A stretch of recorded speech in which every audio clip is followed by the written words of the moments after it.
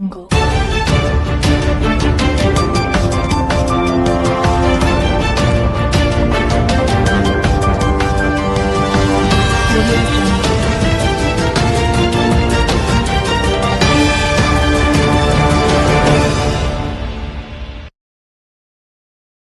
ಬದುಕಿನ ಬಣ್ಣ ಅಳಿಸದೆ ಹೋಳಿ ಆಚರಣೆ ಮಾಡಿ.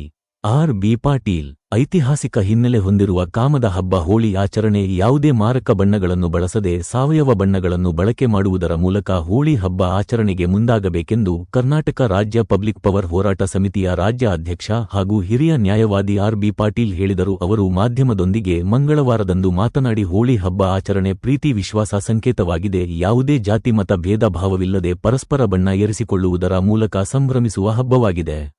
ಮನುಷ್ಯರಲ್ಲಿ ಇರುವ ಕೆಟ್ಟ ಭಾವನೆಗಳನ್ನು ಆಲೋಚನೆಗಳನ್ನು ದಹನ ಮಾಡುವುದರ ಮೂಲಕ ಸದ್ಗುಣಗಳನ್ನು ಮೌಲ್ಯಗಳನ್ನು ಬೆಸೆಯುವ ಹಬ್ಬವೇ ರಂಗಿನ ಬಣ್ಣದ ಹಬ್ಬವಾಗಿದ್ದು, ಯಾವುದೇ ಅಹಿತಕರ ಘಟನೆ ಜರುಗದಂತೆ ಆಚರಣೆಗೆ ಮುಂದಾಗಬೇಕೆಂದು ಕರೆ ನೀಡಿದರು.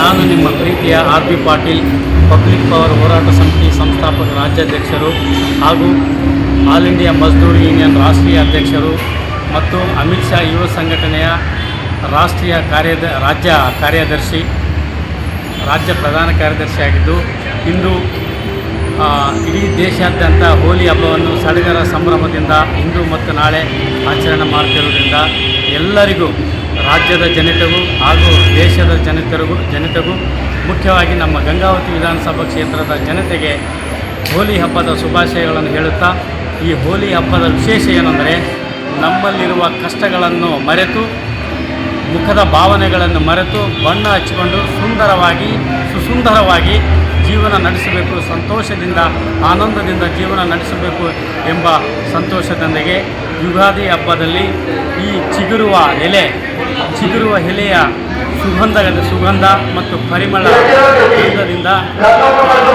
ಆ ಎಲೆಗಳನ್ನು